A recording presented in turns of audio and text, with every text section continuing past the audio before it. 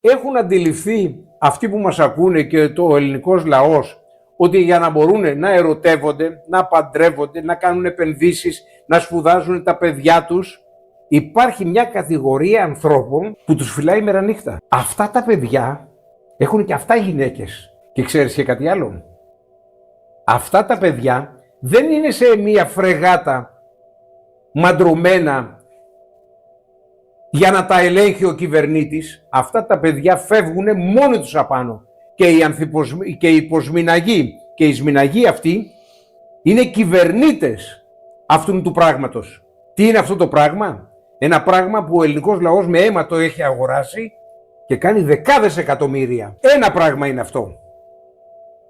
Το δεύτερο πράγμα είναι ότι αυτά τα παιδιά είναι και οικογενειάρχες, έχουν παιδιά και υπάρχει περίπτωση, όπως πολλοί συμμαθητές μου, τα παιδιά τους μεγαλώσαν μόνα τους. Αυτό σημαίνει ταγμένος.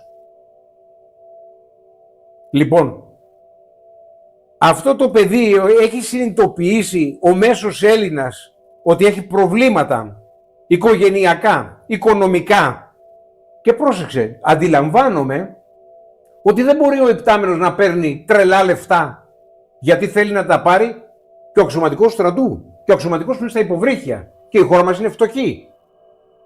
Δεν μπορεί, όταν θα πάρει αυτός θα πρέπει να πάρει και ο άλλος. Έτσι γίνεται. Και ο άλλος είναι απαραίτητος. Και ο γιατρός είναι απαραίτητος. Και ο καθηγητής είναι απαραίτητος στο γυμνάσιο. Άρα λεφτά δεν μπορούμε να τους δώσουμε.